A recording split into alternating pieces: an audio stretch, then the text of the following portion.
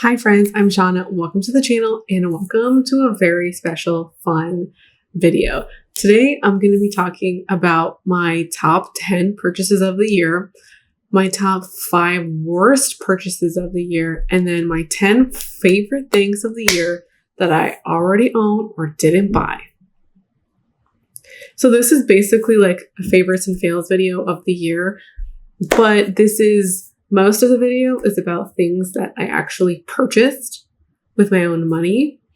And then the worst purchases, because I didn't want to expose myself too much. And I think we'll talk more about like worst purchases next year. Not in the sense of I'll be talking about all the bad things that I bought, but mostly a lot of the things that I bought or the things that represent bad purchases reflect bad habits I'd like to change next year. So I'm only focusing on 5 today. And then the last 10 things they're just stuff that I've already owned, stuff that's not new or shiny or it was free. So I want to get into it and I want to start off with the best stuff of the year because I feel like it's going to be good. And then we'll sandwich the worst in with the favorites of the year, free or old, that kind of thing. So we're going to do a countdown of the 10 best purchases of the year. Okay. Before we start, I want to know if you can guess some of this stuff because, I don't think you'll be able to guess most in the worst purchases, but in the best and the favorites, I'd love to know what you think made it. Because some of them I feel like are super obvious. Others, I don't know, I think might be a bit of surprise because I don't always show you like what I'm doing off camera. So like you don't necessarily know that I'm using something all the time. Anyways, let's start off with the favorites or the best purchases of the year. And let's get in with number 10, my lap desk. Hands down, one of the most practical purchases of the year. I tend to do about an hour of work in my bed most mornings. I also, whenever I'm doing work in bed, I love doing work in bed and I'll just pop up my lap desk. It's here because it is wildly practical and I use it just about every day. And not having one just sucks. Like I can journal in bed, I can write in bed, I can also use my laptop in bed. Yes, you could put your laptop on your lap, but it's more prone to overheating that way, at least for me. So when I am using it in bed, I keep it on the surface and it is much better. Okay, number 9. I don't think that the fact that these are on the list are going to surprise you, but I think how low they are will surprise you. And these are my headbands. These are from a small Etsy owner. I will link her shop in the description. It'll also be on the screen. I love these headbands. They're like a little bit thicker, but I love them. Like they're super cute. The main reason why I haven't been wearing them as much since the summer is because I shave my head. I just don't love that look as much. I have worn them in a couple of videos, so I gotta adjust this. Okay, here we go. They're cute.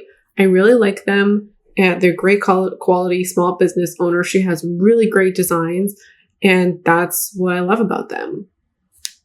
If you live in the US, which majority of my audience is, you get a better shipping price than I did, but they're so cute.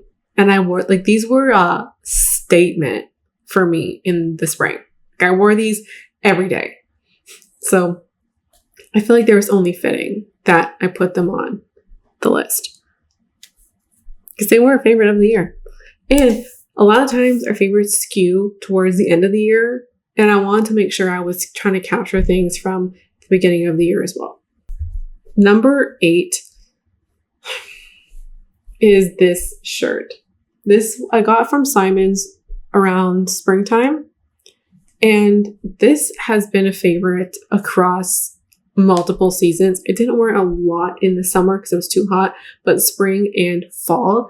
I love the purple in here that reminded me of spring. But then in the fall time, I really like these kind of 70s tones in here. And I wore this a lot in the applicable seasons. I think that's all that you can really ask. And this really is a standout purchase of the year. Just by how much I loved it and also how much I wore it. I wore it multiple times in a week. through several weeks. Okay, next up, number 7, camera batteries. Really, really practical. And for Vlogmas, just coming in real clutch. I'm able to film all the time. My camera battery, my regular one, lasts about an hour. And so sometimes I couldn't even get through one video and it would be dead. If you ever wonder why my videos are 40 minutes, because a lot of my videos, the base footage I start out with is like 58 minutes or like 1 hour and 6 minutes. So having 4 batteries, game freaking changer. I don't know how I ever did 1 battery anymore. I just don't.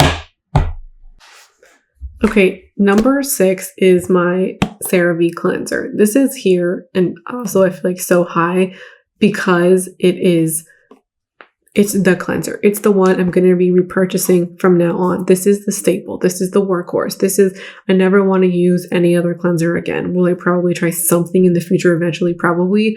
This is so good, so basic, affordable price. It was very hard for me to get my hands on this, and I'll probably have to start looking for a new one long before this actually empties, but this is so good. Yeah, I truly, I don't have anything negative to say about this other than it's hard to get your hands on. Number 5 is my art journal. Now, I found this in about the springtime, March, April-ish, I think, and this was like a $7 book, really cheap, and this has kind of changed the game for me.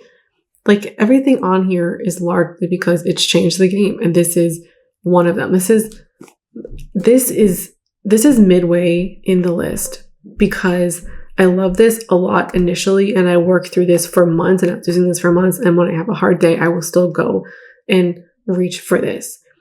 But I haven't been reaching for it lately because I've gone to other outlets. Like the last 4 months, I've been going to other outlets for things that are just as impactful, like emotionally or for processing, as this is. Still a technique, still great, and I feel like I've learned something that I can use for the rest of my life, as in terms of if I'm feeling like I just need to relax one day, like this one right here. There's nothing special about this. This art journal was never about being good. It was about having an outlet. And this is all about, and so on this day, I was just needing to decompress, and I just needed to unwind, and I just wanted to clear my head. And so I just watercolored for half an hour. And there's other moments where I've just written stuff down. And this is just a place of creativity for whenever I need it. I feel theoretically this should be higher because developing a good coping mechanism is really a great thing. But it's not feeling as pressing or as strong as a favorite some of the other things on here because I have not been using it lately because I've been going to something else, which I'll mention later. I feel like middle of the list there's a good representation of this because I really loved it in the middle of the year. It has served me really well. It's a top. I've purchased a lot of things this year, and for this to be in the top 5 says a lot, and I'm really happy about it. Number 4 is my Wilfred bodysuit. I thrifted this with Lara, so it has a really great memory attached to it.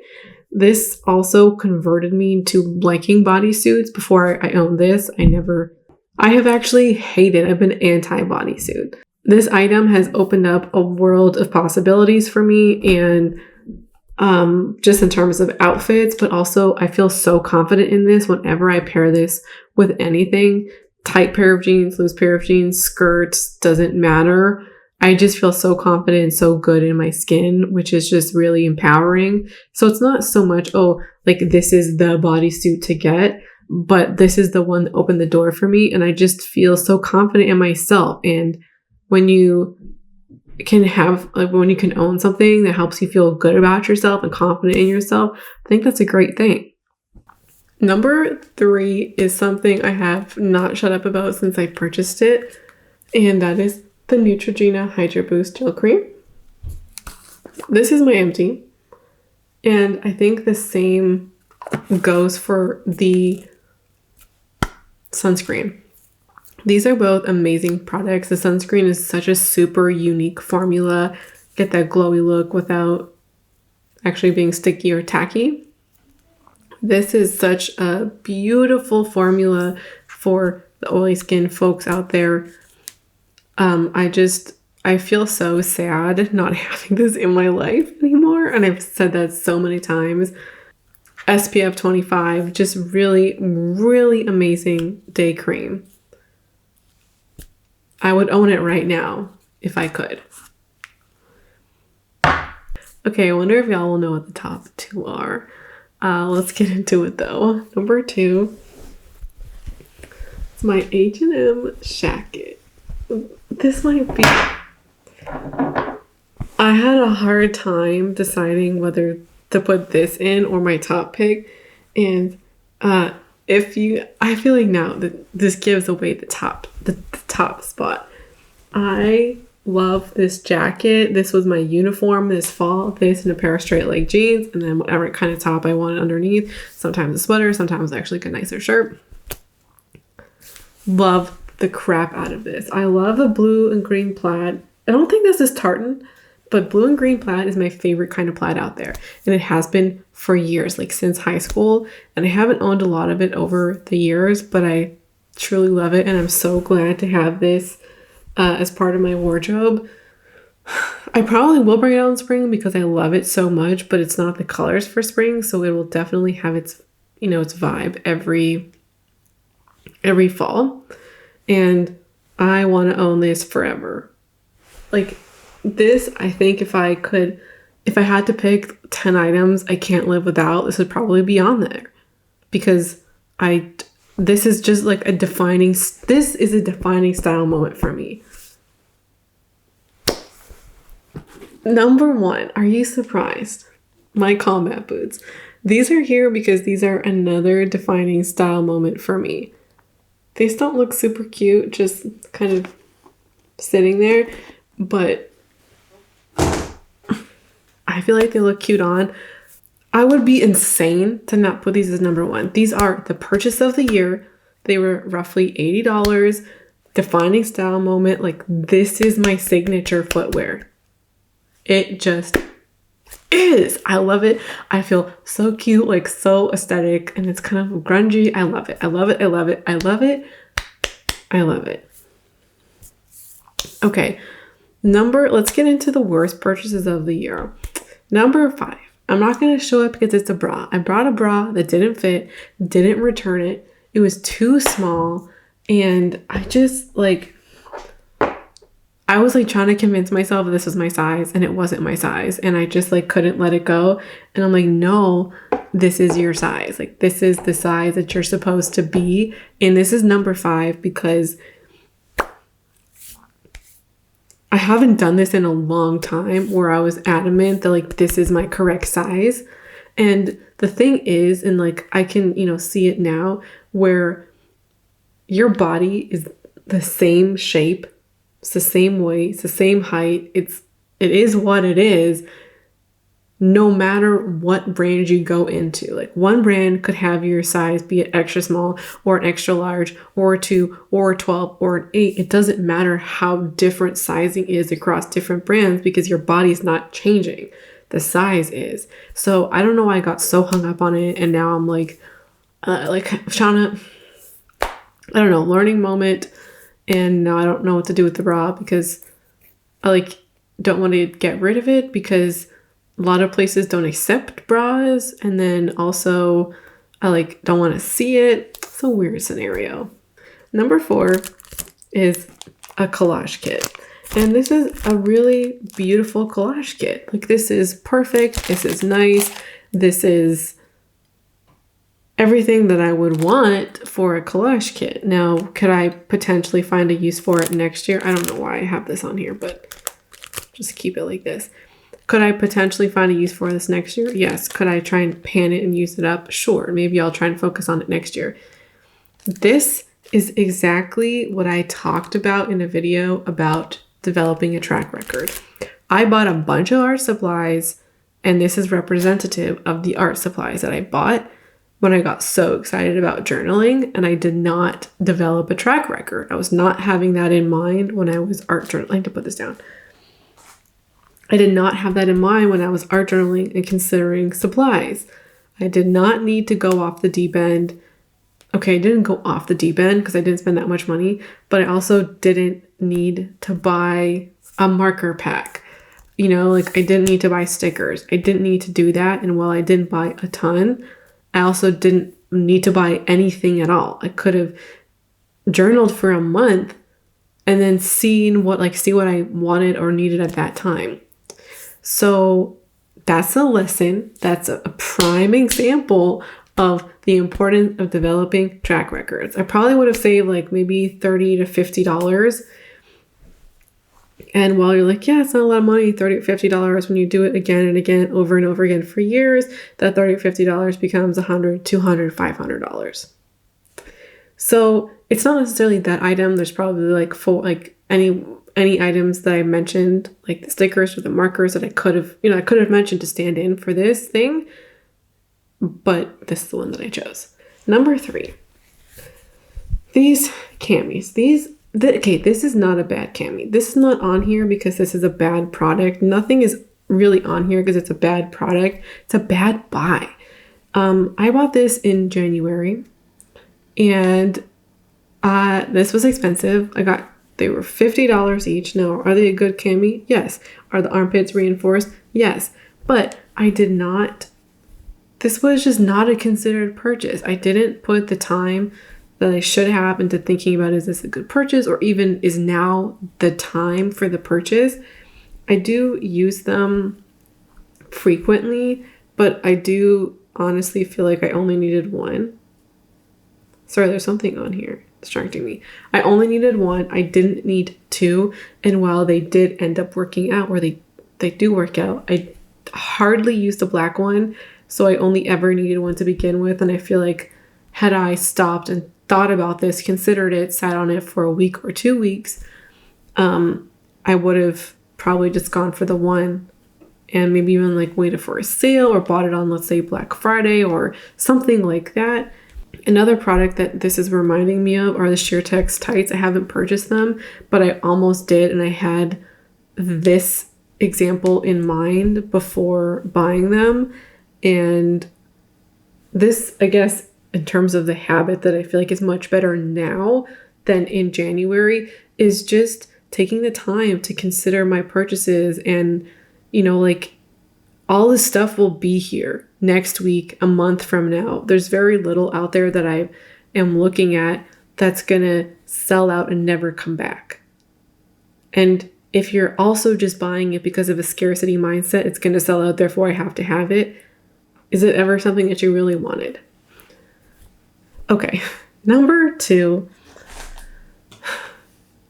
I don't have it because I returned it, and this is something I talked about at the beginning of the year last year, and this was a book I purchased. I pre-ordered without reading it. It was a book by a creator that I follow. It's called Enough. This is why this gets me. Number 1, I'm so considerate with my book purchases, and this was an example of when I wasn't that, which is like, okay, I can get over it. I bought this because I wanted to support a creator, but also I was really sucked into the new year type of marketing and wanting to get all the self-development stuff. If you know, like getting all that fresh new reset. Like for me, resetting my Notion board, buying all the self-development books, setting my goals for next year, getting a new planner, setting up a planner. Like I love all of that. And I got so swept up in that. And that was a big factor in buying the book. My library eventually got it. It is now December, or mid-month, the time of filming it. I'm filming this on December 10th. I've not read that book. Available in my library, I've never read it, which really just goes to show how influenced I was just solely based on the time of year. And this is a very timely reminder because we're in that time of year, reflecting, looking forward to next year, getting your life on track type of product sales marketing that's just so prevalent this time of year. This is my reminder that I need to disregard that marketing to decide for myself what I will and will not use for next year. And always, when it comes to books, going to the library first. The last of the worst purchase category is like, it's such, I'm exposing myself so hard. Now, I mentioned this in a recent video, or I mentioned this in was it my fantasy self video? I think so. I talked about the tarot cards. I got this back in June, I believe, and I thought that I would use it, but honestly, like, there's no way of setting up a track record with something like this. Like, there's nothing else I could use in its place, because I didn't necessarily want to use them every day. But if I considered my track record at all, these are beautiful cards. So it's not as though it's a quality or product issue. It's a me issue. I didn't consider a track record before buying these. This was a huge fantasy self purchase. It was also a moment of self-concept, like disjointedness that I was mentioning in that video, of what I wanted myself to be and who I thought I would be is different from reality. That's one thing. 4 months later, I bought a second pack. This is not learning your lesson. Okay? This is not. Look at this. The tabs are still on. I had no business buying a second deck. Granted, I bought this with the gift card, so it's like not a waste of money, but this has to be like the dumbest purchase of the year, because even if I'm like, Shauna, I can develop a track record by buying the cards, I didn't, and then I rebought it. I mean, this is kind of technically the same as the previous one, but this is another level. I didn't learn my lesson. That's why I'm so frustrated, because I did all of this stuff with my art journal, and then I did it again with the tarot cards, and I almost, like, I fell into it. Like, I so desperately wanted to be this person, this like wellness not guru. I wanted to be this person who was just like, I was just well, I was just doing all the things that made me happy. I had like slow mornings. I was so desperate to be that, not desperate, I so wanted to be that person. Like, I wanted to buy in, but it wasn't me. And I just wasn't thinking about who I actually am. And it's so hard to do that when you want something so bad. Here's to hopefully better purchases next year. Let's now get into my top 10 favorite things of the year that I already own or didn't buy. All right. You can already see one, but like, we're just going to leave her here. And I guess it'll be a surprise what number she's in. Number 10 is Spotify music playlist. I have never been more into music in my life than this year. This year, I listened to a wild amount of songs. Like, I don't think I've ever listened to I don't think I've ever listened to more songs before than this year. I feel like I really got in to work on my algorithm, going into different radio playlists and like making sure I'm liking things. I eventually got into some music radios where I had, like, if there was 100 songs that came up, every single song in that radio I had already liked. Spotify music, just game changer. I fell so hard into it. It was so great. And it carried me through a really rough time this year, and that's all I can really say about it. Number 9 is my rain jacket. You've probably seen her on the channel or in photos. I've owned this since 2018, I believe, maybe 2019. And I did wear it a decent amount initially. Like, not every day, but I was wearing it the first year I got it. It kind of fell out of use after that, and I was rarely wearing it. This year, I feel like it had a renaissance. It came back. I wore it so much when I was in Halifax. I also just wore it a lot this year, and there's actually quite a few outfits on Instagram where you can see me wearing it. Such a key jacket this spring. I love the yellow color, so fun, and I just love being re-inspired by my wardrobe. Number 8 is Bareback by Nude Sticks. I got this last year, and I wasn't expecting to love this as much as I did. It's a really neutral color. You would have seen me talk about it a lot this year, or the last couple of videos, I think, or even just in Vlogmas. I was very surprised about this formula. Like, I didn't know if I would love it. It just seems so basic. I'm like, it's just a stick blush. How good can it be? I fell in love with it the first use and have loved it ever since. I like this color more than the Salty Siren color, but that's just because this is a neutral and I can wear all the time. It looks beautiful on the skin. And this is a blush I think I'm going to have a fun time panning. Like, I'm already thinking about panning it, how good that would be. There's, of course, blushes that would need to go before this. True love. Number 7. Atomic Habits. This book is as good as everybody says it is. I read it for the first time this year, but I've owned this for a long time, like years. I loved it so much I read it twice. And I bought this, I think, in 2019. There's a chance I bought it in 2018, but I think 2019. It's just been sitting around. And this is a book that I knew that I would like. It just took me a hot minute to get to it, and I feel like I read it at the right time. If I read it in 2019, I don't think it would have hit as hard as it did this year. You can, of course, get this for free. It's available at most libraries. And, should I have just read it at the library? Yes. But I'm actually glad that I own it because now I can just write in it. I've done a bit of that.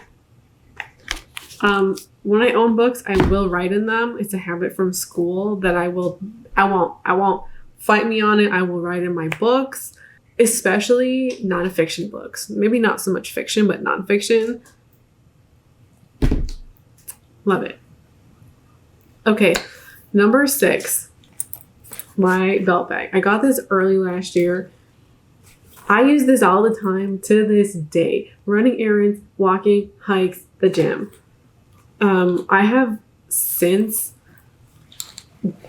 really fallen for my tote bag, and I didn't mention my tote bag, and I'm like crying over it a little bit. We're gonna honorable mention it, I guess. I bought a tote bag. I think it's cute. It's all about like a coffee addiction horse. Like a horse who has coffee addiction. It was just like thinking about all the coffee I'm gonna drink tomorrow. Let me go get it. Oh wait, no, I don't have it. I don't have it. I think I gave it to my partner to bring home milk or something. Anyways, love that tote bag. When I know that I'm going to the grocery store, I'll take that tote bag to walk with it. That's just especially good for bulky things. But this, as just everyday walking around, winter, summer, spring, fall, it works. I love it. 2 years running. I mean, some of the best money I've ever spent. Okay, number 5. I don't know if this is going to surprise you or not, but my Hourglass shade, my Hourglass Scatter Lights Shadow in Reflect. She's in the Project Pan. This has become a go-to everyday eyeshadow. This has probably been the eyeshadow that I've worn the most this year. And arguably it's because it's in my Project Pan. Would I be going for more variety if it wasn't in there? Maybe, but that would be more so if I wasn't doing a Project Pan at all. If I ever have a Project Pan, I'll be going to that shade the most. And I picked one that I actually fell in love with. Well, not fell in love with, re-fell in love with. I really liked it the first time I used it, but I didn't use it in a couple of years. And using it every day is just, I love it. And I mentioned this in a video, which it was love at first use. This formula is not so unique anymore. When I repurchased this know because it's Hourglass, and I'm sure that there's other brands at a similar price or even lower that have a similar formula to this. But we're talking exclusively about loving what we already have, and I've fallen in love with an item that I already have.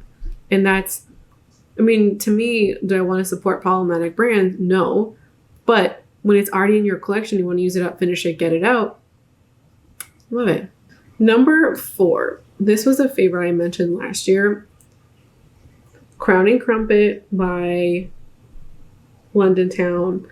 The best nail polish color I own, period.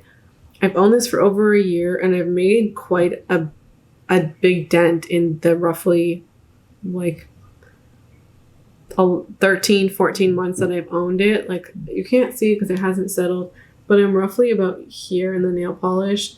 For me to go through that much in a year is a lot. It's not like I just have one color that I use. I have like 30 colors. You know, I do like to cycle through my colors, but this is one that I often go back to and reach over other ones. Superior formula. It's fabulous. Number 3. You may be surprised to see this so high up. I'm not sure. But my Bare Minerals Bounce and Blur blush. We've hit pan. Spoiler alert. I find this a little bit funny because last year I got sick of this. It was in a project and I had to pull it out because I just got sick of it. Now I love it so much. I want to use it every day. And after a break last year, you know, I did get reinvigorated. Or I was reinvigorated. But this year it's been in my project for 6 months and I'm loving it. I have no doubt I'll hit my goal for this in my project. And I love the color. I love the formula. This is actually a blush I would consider rebuying. That's mind-blowing to me. All right. Number 2 are these pair of headphones.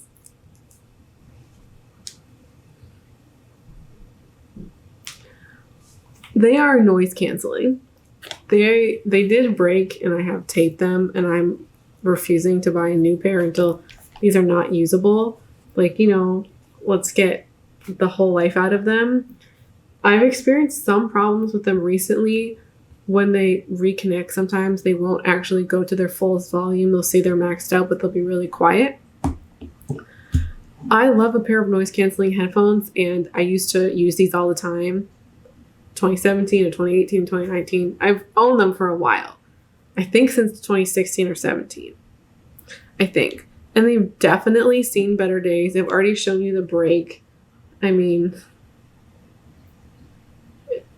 they're, you know, they've been well loved, well used, and I really like I really like using them for music. I love them way more than putting in earbuds.